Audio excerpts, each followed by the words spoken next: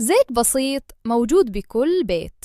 ناس عم تقول إنه بيذيب الكتل وبيشد التجاعيد وبيشغل المناعة خلال ساعات. معقول؟ ولا في شي عم ينحكى أكبر بكتير من الحقيقة؟ يمكن سمعتوا هالحكي وشفتوا ناس عم تستخدمه وكأنه علاج سحري، بس الشي الغريب مو الاستخدام، الغريب بالحقيقة اللي وراه. لأنه العلم بيحكي قصة مختلفة تماماً، قصة فيها جزء صحيح وجزء مبالغ فيه وجزء ممكن يكون خطير. فخلينا نكتشف سوا شو بيعمل زيت الخروع بجسمك، وشو الشي اللي هو مجرد وهم نحن صدقناه بدون ما نشك. ويمكن بعد هالفيديو رح تطلع على هالزيت بنظرة مختلفة تماماً. السر الحقيقي داخل زيت الخروع. خلينا نبلش من الأساس، مو من الكلام المنتشر، لكن من الشيء اللي بيقوله العلم فعلاً. زيت الخروع مو مجرد زيت عادي، في داخله مركب مميز اسمه حمض الريسينوليك. هذا المركب هو تقريباً المسؤول عن أغلب التأثيرات اللي الناس بتحكي عنها. بس هل هو فعلاً سحري؟ الفوائد الحقيقية لزيت الخروع. قبل ما نحكي عن المبالغات، خلينا نكون منصفين ونعطي زيت الخروع حقه، لأنه الحقيقة إنه فعلاً له استخدامات مفيدة، بس مو مثل ما بينحكى.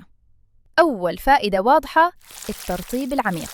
زيت الخروع كثيف جداً وغني بالأحماض الدهنية، فلما ينحط على الجلد بيعمل طبقة بتحافظ على الرطوبة، وهالشي ممكن يساعد بجفاف البشرة وتشققات الجلد. الفايدة الثانية مرتبطة بالالتهاب. بعض الدراسات بتشير إنه ممكن يخفف التهيج الخفيف مثل إحمرار الجلد أو الحساسية البسيطة.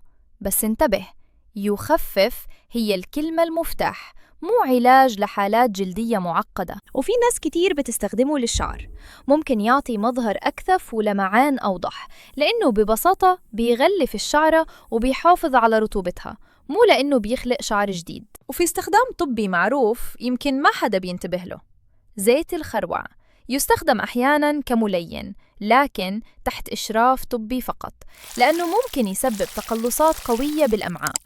هون منوصل لنقطة مهمة، زيت الخروع مفيد نعم، لكن ضمن حدود واضحة جداً، مو معجزة ومو علاج شامل.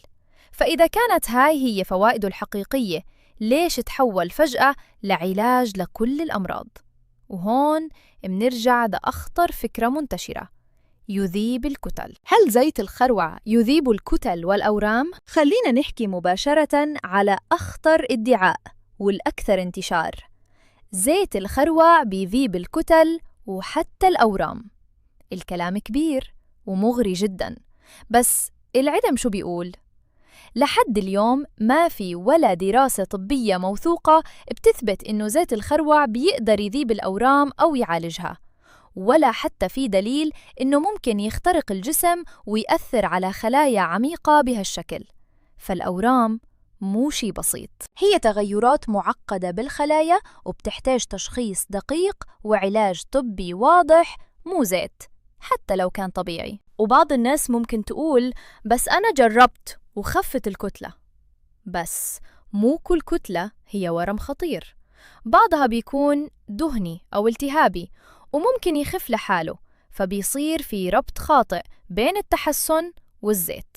وهون المشكلة الكبيرة، إنه هالفكرة ممكن تأخر شخص عن تشخيص حالة مهمة، وساعتها الثمن بيكون غالي. هل زيت الخروع يعزز المناعة؟ في ادعاء تاني منتشر بشكل كبير، حط زيت الخروع على بطنك وخلال ساعتين مناعتك بتقوى.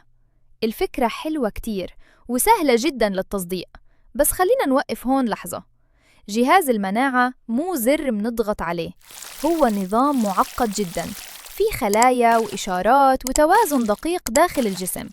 فهل معقول إنه زيت على الجلد يغير كل هاد خلال ساعات؟ العلم بيقول لا، لحد الآن ما في أي دليل قوي بيثبت إنه زيت الخروع بيعزز المناعة بشكل مباشر، ولا في دراسات بتأكد إنه بيأثر على الجهاز المناعي بهالسرعة اللي بينحكى عنها. طيب من وين إجت الفكرة؟ في شيء اسمه كمادات زيت الخروع، وهي طريقة قديمة بتنحط فيها قطعة قماش مبللة بالزيت على الجسم. بعض الناس بيحسوا بعدها براحة أو استرخاء، بس هذا الإحساس غالباً سببه الحرارة الناتجة من الزيت، مو تنشيط مناعة، وهون بيصير الخلط. فالإحساس الجيد مو دليل علمي. يعني إذا المناعة ممكن تتحسن بهالسهولة، ليش الطب بيحكي عن نوم، تغذية، فيتامينات ونمط حياة كامل؟ للأسف المناعة ما بتتبنى خلال ساعتين ولا بزيت، وهون منكون قربنا أكتر من الحقيقة وبعدنا أكتر عن الوهم. زيت الخروع يزيل التجاعيد والندوب، حقيقة أم وهم؟ خلينا ننتقل لواحد من أكثر الاستخدامات انتشاراً، إزالة التجاعيد والندوب.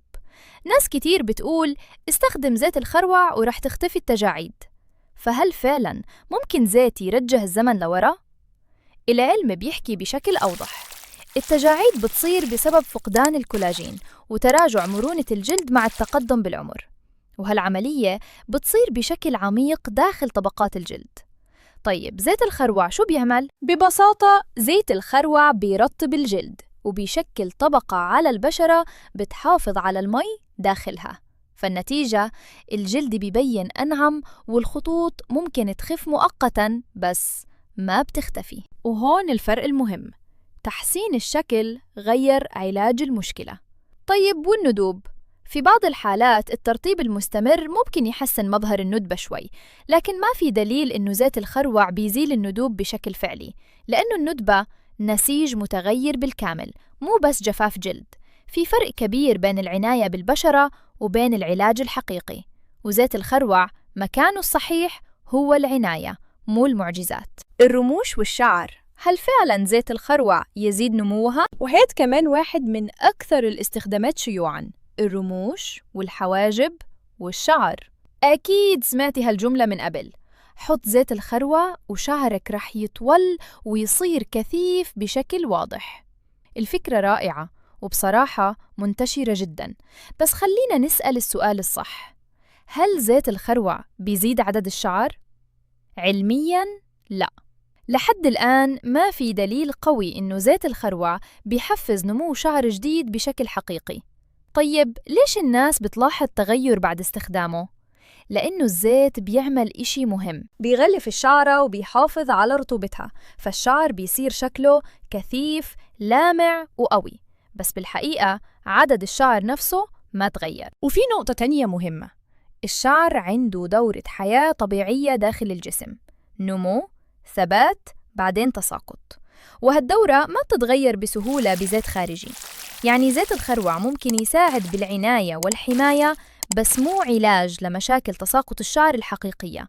وهون الفرق اللي لازم ننتبه له بين مظهر أجمل وحل جذري. الخلطات الخطيرة لما تتحول المادة الطبيعية إلى شيء مؤذي. في مرحلة معينة ما عاد الموضوع بس زيت خروع، بلش يدخل معه خلطات غريبة، يود، ثوم، وأحياناً مواد أخطر مثل DMSO، والفكرة إنه نضاعف الفعالية. بس هون لازم نوقف فوراً، لأنه اللي عم بيصير ممكن يكون أخطر من المشكلة نفسها. خليني أشرح لك ببساطة، في مواد مثل DMSO عندها قدرة عالية جداً إنها تدخل عبر الجلد وتسحب معها أي شيء موجود. يعني مو بس زيت الخروع، ممكن يدخل معه بكتيريا، شوائب، أو مواد ضارة مباشرة لجسمك. وهون الكارثة، لأنه الجسم بهالحالة ما عنده فرصة يحمي حاله. أما اليود فاستخدامه العشوائي ممكن يسبب تهيج شديد أو حتى حروق جلدية، وخصوصاً للبشرة الحساسة. يعني مو كل شيء طبيعي يعني آمن، قصدي إنه السموم كمان طبيعية، والفكرة مو بالمصدر، الفكرة بالتأثير. وهون منوصل لحقيقة مهمة، إنه مو كل وصفة منتشرة هي وصفة آمنة، وأحياناً المشكلة مو بزيت الخروع نفسه، المشكلة باللي عم بينضاف عليه. كيف تختار زيت الخروع الصحيح؟ بعد كل اللي سمعناه يمكن خطر ببالك سؤال مهم، إذا بدي أستخدمه كيف أختار النوع الصح؟ لأنه الحقيقة مو كل زيت خروع نفس الشيء، في فرق كبير بين زيت نقي وزيت تجاري مكرر. أول نقطة، طريقة الاستخلاص الأفضل يكون معصور على البارد، لأنه الحرارة العالية ممكن تدمر جزء من المركبات المفيدة وتخفف من جودته. النقطة الثانية، النقاوة. لازم يكون خالي من مواد كيميائية مثل الهكسان، لأنه بعض الشركات بتستخدم مذيبات لاستخراج الزيت بشكل أسرع بس على حساب الجودة. وفي نقطة كتير ناس بتغفل عنها، لون العبوة. الأفضل تكون زجاجة داكنة، لأنه الضوء ممكن يسرع أكسدة الزيت ويقلل من فعاليته مع الوقت. طيب، هل اختيار زيت ممتاز يعني نتائج خارقة؟ للأسف لا، حتى أفضل نوع بالعالم رح يضل ضمن نفس الحدود اللي حكينا عنها، يعني جودة أعلى لكن مو معجزة.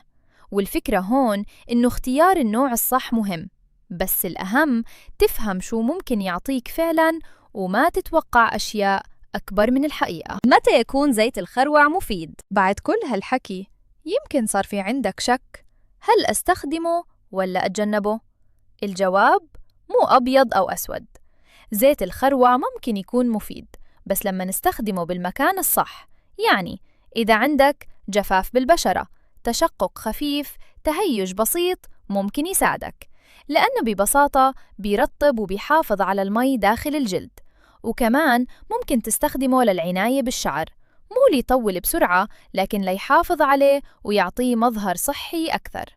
وفي بعض الحالات يستخدم كملين، بس هون لازم تنتبه، فالاستخدام الداخلي مو شي بسيط وممكن يسبب تقلصات قوية بالأمعاء، فلازم يكون تحت إشراف طبي.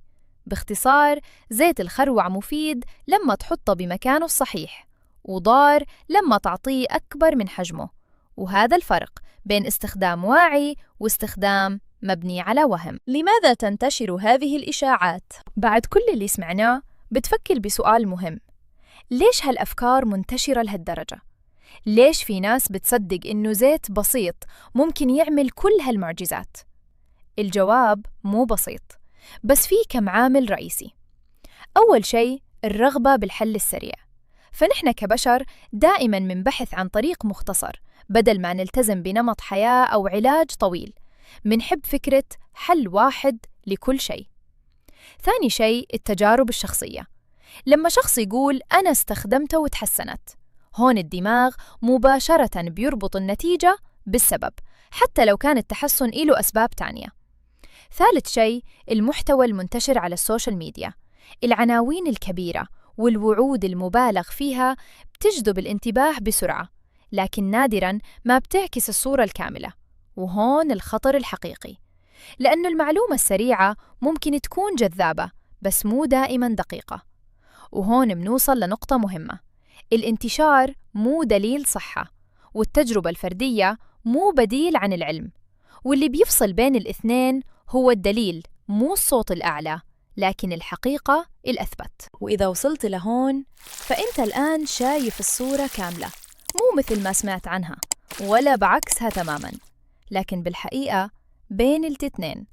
وإذا عجبك هيك نوع من المحتوى اللي بيكشف الحقيقة بدون مبالغة، لا تنسى تدعمنا بالاشتراك بالقناة وتفعل زر الجرس، واكتبوا لنا بالتعليقات شو أكثر معلومة صدماتك بالفيديو، وهل كنت مقتنع قبل بهالأفكار؟ إلى اللقاء ودمتم في أمان الله.